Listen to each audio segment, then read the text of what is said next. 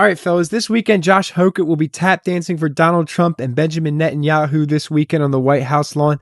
Am I right, Israel? But before Chael Sonnen and Hulk Hogan could rub their wieners together and poop this absolutely Brobdingnagian fucking unit out, he was just a cold-ass white running back at Fresno State. He also wrestled, but he got kind of shit on by Bo Nichols, so we'll just kind of gloss over that. Let's quick put the FOOP NFL cap on and take a look at some of these highlights. Oh, get off me! 10, 5, touchdown! Look at that white boy go. He's at the 25, the 20, the 15, the 10, the 5. Nobody's there to stop him. Anyway, Josh Hokit has a cup of coffee in the NFL. He's on the Niners. He's on the fucking Cardinals or whatever. Who cares? He's a fullback, bro. You're not Kyle Juszczyk, little bro.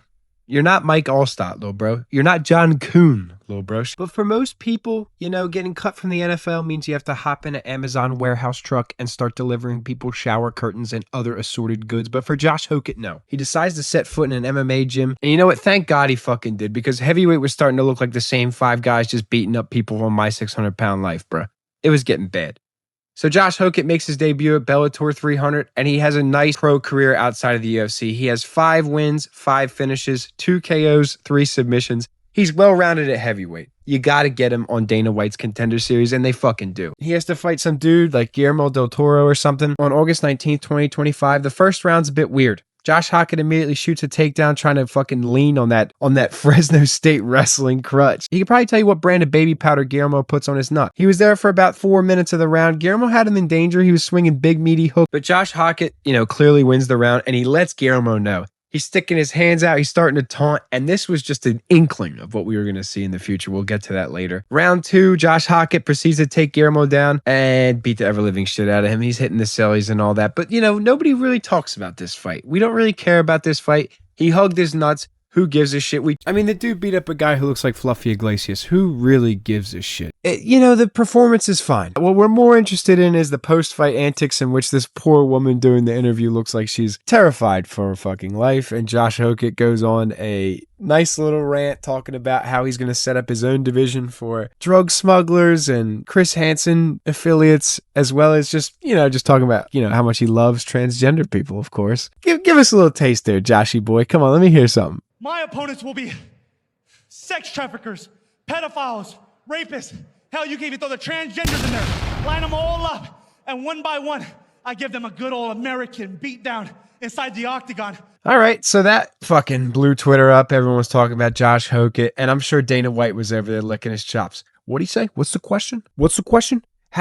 Listen, kid, how do you not put Josh Hokit up against Caitlyn Jenner? They get Josh Hokit right back in there, not against Caitlyn Jenner, but against Max Jizzin Menez.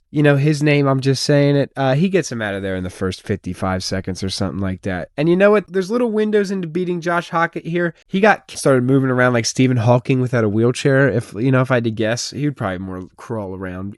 Josh Hokit gets a KO. He is so much faster than these guys. He's the best ex-NFL guy turned UFC fighter. Greg Hardy, I'm looking at you. Greg Hardy's undefeated against his wife, though, to be fair. Josh Hokit, he's an actual athlete. This dude's built. He can fight here. And I think a lot of dudes from light heavyweight should kind of look to go up. Rakic, you got the right idea. Johnny Walker, right idea. That's a whole other video for another fucking day. So he smokes Max Jizzin Menez, and then he puts on his fucking Chael Sonnen impression. Kind of steals like his whole shit. The biggest arm, the most charm, the one that's gonna do all the harm. Lastly, I'll leave you with this. I already stomped 2 Brazilians, and I'm looking for a 3rd. Walter Walker, you absolutely suck. That first one has aura. Quick listen to Chael Sonnen. He's calling out Anderson Silva, bro. Like the greatest middleweight at that point in time. And who the fuck is Josh Hokit calling out? Walter Walker, dude? Walter Walker? Like the guy that was calling out Black Peppa Pig, dude? You take down this Peppa Pig. Chocolate Peppa Pig. Either way, they get him back in the ring, not against Walter Walker, but against Denzel Freeman, who I don't know why. I don't know what it is. He just reminds me of if Chief Wiggum from The Simpsons was black. I don't know why my brain makes that connection, but you know what? It does. And I'm thankful for it because that's funny to me, at least. Josh Hokit proceeds to fucking put a crazy case of the beats on fucking Vince Wilfork in a toupee, landing 71 strikes to his 0, and then winning the fight via middle finger. Not like Cyril Gahn, not like like a poke. Blaydes steps in, just like the biggest Aura Farm moment I've ever seen in my life. Hokit wins via middle finger. I can't find his post-fight interview in the ring. I don't know if that exists. Someone find it. So of course the interview does exist. I just had to find it. Paramount probably didn't want it on their YouTube channel because he went half Justin Bieber mode. Let's love me. N-word, please. A lot of pre-written lines. He questions the gender identity of a former Russian convict. Brittany Griner is a man. And calls out Waldo Cortez Acosta and calls him a deadbeat father. Deadbeat father, not to one kid, but to 9. Waldo Cortez Acosta, you absolutely suck. Tries to steal Chael Sonnen's bid again for like the 3rd time or whatever. Yeah, come on, bro. We gotta get new material, okay? On Paramount Plus, where I will make the viewer combust with one thrust. Oh, brother, this guy stinks! But then he does have the post-fight press conference where he has a translator who kind of looks like, I don't know, like white Austin McBroom. They're both cornballs. They're both cornballs. Josh Hokit is cutting WWE-style promos in a fucking Emperor Palpatine hoodie. Oh, yeah. I'm gonna fucking snap into Denzel Freeman like a Slim Jim, yeah. I'm gonna beat the shit out of Chris Barnett, yeah. Either way, he's got like a translator and it's awful. He tells this fucking terrible joke about, I don't know, Hispanics and protein. I don't give a fuck. You call a Mexican that hates protein powder? What do you call them, Josh? No way, Jose. Right, Jarrett? Yeah, he's right. He's right. Yes. I'm losing money on this deal. It's worth every penny. And yeah, that's his experience at UFC 324, the first Paramount card. Hokit puts on a fucking display. He's on the fucking map. He gets a fight against Chris Curtis, a huge jump up in the ranking from being unranked. By the way, Chris Curtis, poor Chris Curtis. Ngannou twice. He's got to fight fucking Rizvan Kuniev. What are we doing, man? That's at UFC 327 a couple months later in Miami. He's showing his ass. His dick and balls are out for this fight week. He's calling out that autistic guy, and then he's calling out the fucking male stripper, and, you know, I don't understand what the fuck. Don't shake my hand then, homie. Why you staring at me like that, dog? You don't want to come up to heavyweight, dog? Sit your little ass down, homie. What's up, dog? Hey, you're kind of big, dog. You want to come up to heavyweight, dog? Yeah, dog. You don't want none of this fucking down. What the fuck type shit he was on. Then at the press conference, he's pulling out his fucking 3 personas. He's going Vato mode. Hey, man, where my Vatos at? Yo, man, you won't take over a heavyweight, dog. Whatever the fuck that is. Then he's, you know, there's this weird moment at the weigh-in where he's like coming in. He's trying to do this like embarrassed, like weird character. Oh, I don't want to get taken down my grid. He's going to elbow me. He's got his hands over his dick. It's very strange.